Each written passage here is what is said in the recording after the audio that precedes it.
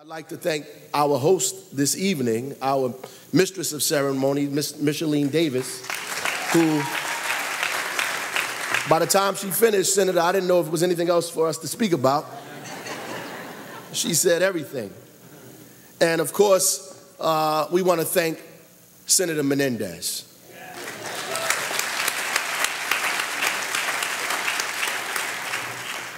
It is very, very, very fitting at this time to have a Black History Month program this filled, this joyous, this great. Senator Menendez knows now, and as he spoke and alluded to earlier, about the story of David and Goliath. And we know, and as he knows, that God is real. And God is gracious. And he is ever-present help in a time of need. Our bridge over troubled water. Because to celebrate his victory, we know about celebrating victories of our own. 400 years in this place couldn't have been possible without God. So we're here to celebrate standing on the shoulders of giants. I'm going to try to be easy today because we have some visitors in the building. It's truly an honor to be here, and I want to thank the honorees, the African American Chamber of Commerce, the African American Statewide Black Heritage Day Parade Committee. I want to thank the Institute for Social Justice, my friend, my neighbor, Brian Haygood. I thank them for understanding that our long march for justice, for freedom, and equality has not ended. And I thank them for their commitment and their actions to stand on the shoulders of giants, the many giants that have come before us. See, Carter G. Woodson created Negro History Week. He created Negro History Week not for us to take time off or to romanticize our accomplishments, but to contemplate on ourselves for a minute, to be unapologetically Black in the face of hatred and injustice, to see ourselves not just in a historical sense, but also in the present, the now, and the future, the today and the tomorrow. He wanted us to know that the white supremacists were wrong, that the racists were wrong, that this president is wrong. No matter how much they try to belittle, diminish, or dehumanize us, our history is inextricably tied to theirs. Our history is tied up in the intangible beginnings of this world. The first man, the first sound, the first words, the first language, the first scientists, the first navigators, the first doctors, the first philosophers. Our history is tied up in the movements of people and nations around this globe, that wherever there is life, there is us. Our history is even tied up in the first explorers to this part of the world. Check out They Came Before Columbus, Ivan Van Sertima. It's tied up in America's fight to be free. It's tied up in the halls of our capital city. Our history is inextricably tied up with yours, Mr. President. God made us Black on purpose.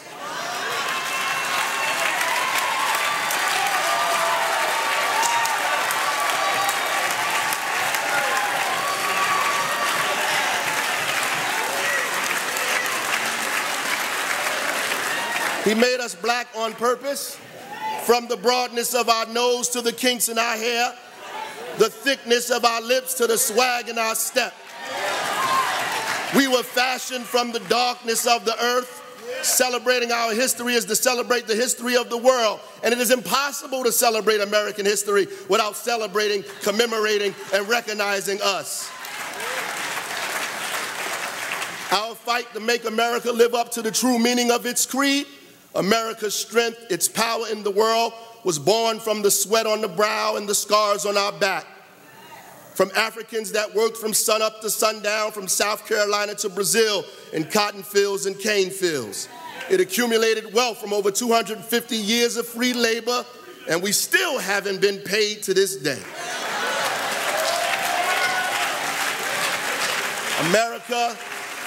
America is only exceptional because Nat Turner had a vision for freedom, because Harriet Tubman shepherded hundreds to freedom, because of Henry Highland Garnett and the oratory of Fred Douglass. America can only claim greatness because Mary McLeod Bethune sold sweet potato pies on the side of the road to build schools for us. Because Sojourner Truth forced their way into the halls of Congress to demand equal rights for all women, not just a few. Because Fannie Lou Hamer bum-rushed Atlantic City. America can only point to exceptionalism because Goodman, Schwerner, and Cheney gave their lives along the backwoods of hatred in the Deep South. Because we boycotted evil. Because Medgar Evers breathed his last breath in his wife's arms trying to register us to vote. Because Ezell Blair, Frank McCain, and David Richmond sat in Woolworth lunch counter in 1961 trying to eradicate Jim Crow. Yeah, America is great only because Dr. King lived, because he carried his cross against racism, militarism, and economic injustice. Because Malcolm X taught us to stand up. America can only be great because we are sacrificing to make it great, not again, but now.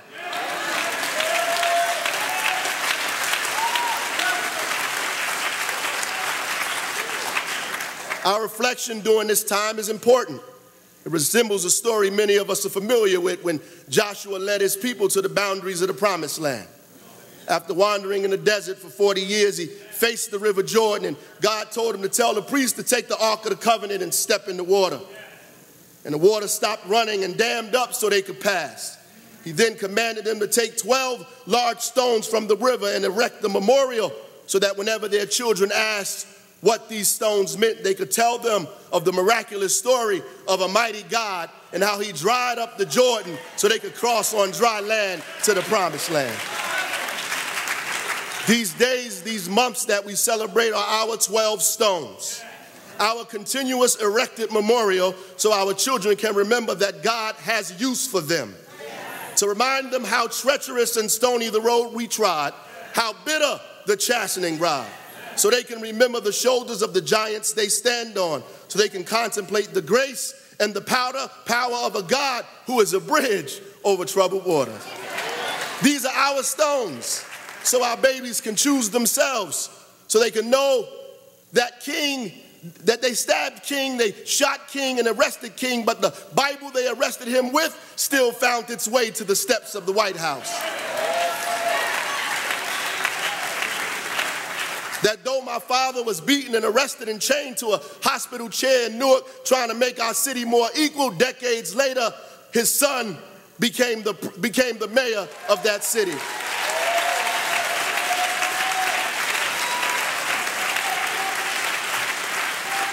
We celebrate Black History Month to erect our stones, to set up a lighthouse so when we get lost or weary on this treacherous journey that we find our way. That we may have been the rejected stone, but haven't you read somewhere in the scriptures that the forgotten stone, the stone the builders refused to use, the stone the builders refused to recognize will become the cornerstone? Haven't you read somewhere in the scriptures that the despised, the rejected, the mistreated, and the abused will become the very thing the world rests on, that the world depends upon? That the forgotten stone will become the cornerstone.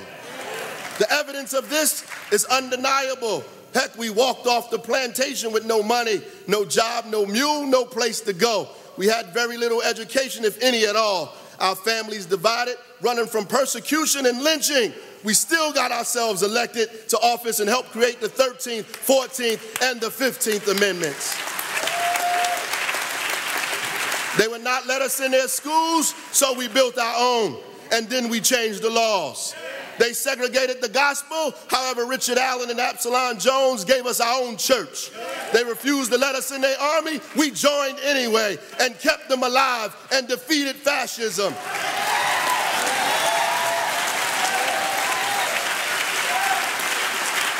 They refused to allow us to vote. They refused to allow us to vote, and Obama became the president anyway.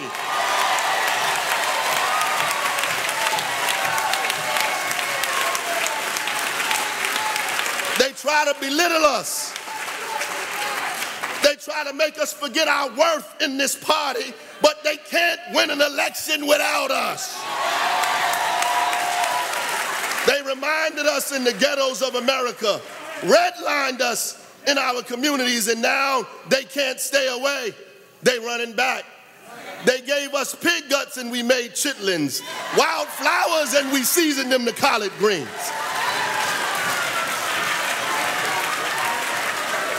The forgotten stone has become the cornerstone. They did everything to keep us separated by laws, religion, false science, but now by 2020, the majority of the population under 18 will be classified as a person of color or mixed race. The rejected stone is becoming the cornerstone. Our children must see the stones we left behind, but more importantly, we must make sure that though they have the privilege of standing on the shoulders of great giants who preceded them, but they do not have the luxury of resting there. The fight must continue. There's still work to be done. The foundation to our path has been laid, but we must continue our journey. We have to stay woke, stay informed, but stay active. Our fight continues as we battle against the uncomfortable truths. Accept the fact that the work of perfecting our country is ceaseless, and the work we undertake is to extend the umbrella of freedom to all people. King said justice won't be rolled in on the wheels of inevitability. That time is neutral. It can work for our enemies as well as us. We can't sit back and watch America's most basic liberties continue to be denied to African Americans, in fact, to any American. We celebrate courageous leaders who made progress in wrestling these injustices, and those activists all across our country who continue to stand up and help right the wrongs of our past and extend the promise of America to all people, but we cannot rest there. We come together to honor these champions of justice and the sacrifices they endured to bring us to this point.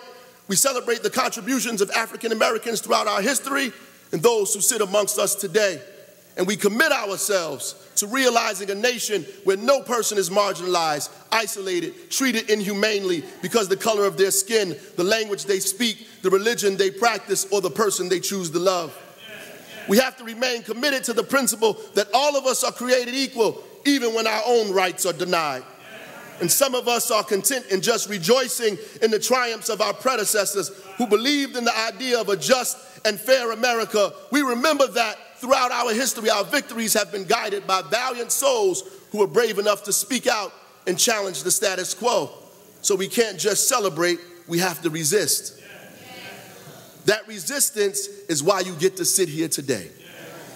We have to continue to support America's youth who are bringing to light the disparities that persist in plaguing our society, who are yelling Black Lives Matter some decades after Dred Scott declared that we had no rights that were bound to be respected. And on the centennial of World War I, we must also not forget those who made the ultimate sacrifice so that we can make our voices heard by exercising our right to vote. Even in the face of legal challenges, every eligible voter should not take for granted what is our right to shape our democracy. It is our duty to make sure that as many of us can vote and will vote as humanly possible. We have to continue forward as we know that though we have come a long way, we have an even longer way to go. Today, the African American high school graduation and college enrollment rates are at an all-time high, but only 20% of the Black population aged 25 and over have a bachelor's degree or higher. We have a long, long way to go. The African American unemployment rate has been halved since the Great Recession peak, but annual median income of Black households still lingers around $36,000 compared to the national median income at $55,000. We have a long, long way to go. The national poverty level is only 14%, while we have 25.4% of the Black population that fall below the poverty level, causing too many young men and women of color to feel like no matter how hard they try, they may never achieve their dreams. We have a long, long way to go. The incarceration rates for African American men and women fell and are at their lowest points in over 2 decades, but the United States is home to only 5% of the world's population, but 25% of the world's prisoners, and a disproportionate number of them look like me. And while some 50 years ago, Thurgood Marshall fought to end segregation in schools, it's close to about 70% of our children are still languishing in schools that are segregated both by race and class. We have a long, long way to go. Black Americans represent only 13% of the population, but are 24% of those fatally shot and killed by law enforcement officers. We have a long, Long way to go. The FBI has 1,000 open investigations of violent white supremacy groups, while today our sitting president publicly pronounced that the Ku Klux Klan are fine people. We have a long, long way to go. Our responsibility as citizens is to not only acknowledge, but to work to eradicate the blatant inequality and injustice that diseases this society. As we mark the 42nd year of the National African American History Month, 42 years, let us reflect on the sacrifices and contributions made by generations of us, and let us pledge to continue to march toward a day when every person, without exception, enjoys all the liberties promised to them in our Constitution. That's part of why we gather here today. We salute those who came before us. We celebrate how far we've come as a society, but we also recognize those who continue to struggle today, for the struggle is far from over. It's easy for us to look back and say slavery was wrong, say Jim Crow was wrong, to say lynching was wrong. But what are we doing today? It's equally, if not more important, to come together as a nation and say the slaying of unarmed black men, women, and children is wrong. To say that the severe socioeconomic disparities between blacks and whites are wrong. The significant gap between blacks and whites in education and resources is wrong. The disproportionate incarceration of blacks is wrong. Today we need to come together and say the denial of basic civil rights promised to black people in the Constitution is wrong.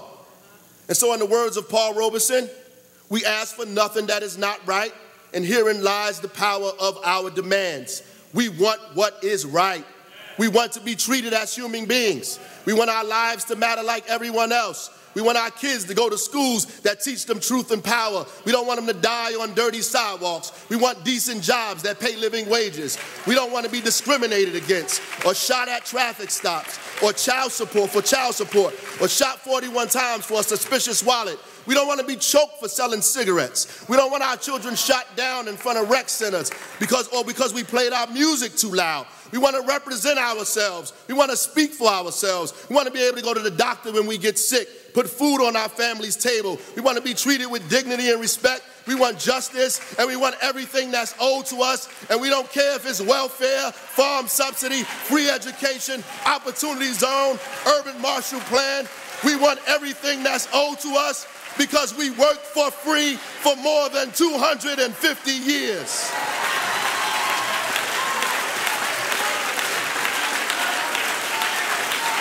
We want it now because thousands of us were lynched, millions lost in the Middle Passage, hundreds of thousands denied education, denied growth, denied development, denied income, denied unions, denied jobs. We don't want no handout. We only want what is right. We don't want your leftover positions. We don't want jobs for a chosen few. We don't want your token representation or a sprinkle here and a sprinkle there. We want a radical redistribution of political and economic power, and we want it now. We want what is right.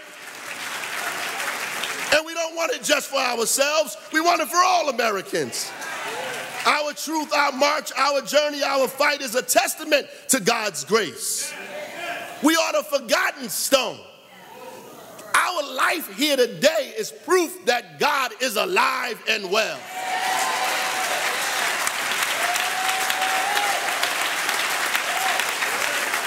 The mere fact that you are here clapping, celebrating after hundreds of years of lynching is proof that God is real, that God is alive, that God is material, that he can be felt, that he can be seen, that he works on your behalf. And no matter how much they diminish, belittle, dehumanize you, God will always use you. Just like he sent his disciples to the village to untie the donkey because they wouldn't use the donkey, God has untied us. And he rode into Jerusalem on an ass. We know who rides us. And as we came into Jerusalem, the people started yelling, Hosanna in the highest. And they said that because they saw the miracles that God had unleashed on the people. He made the deaf hear, the blind see, the lame walk, He cured the disease. He broke the chains from around us and marched us out of slavery into Jim Crow and took that Bible King was arrested with and gave it to the most powerful man on the planet and watched him put his left hand on the same Bible that King went to jail with and raised his right hand and swore allegiance to the most powerful nation in the world, because God said that the meek shall inherit the earth. God bless you. Godspeed to you.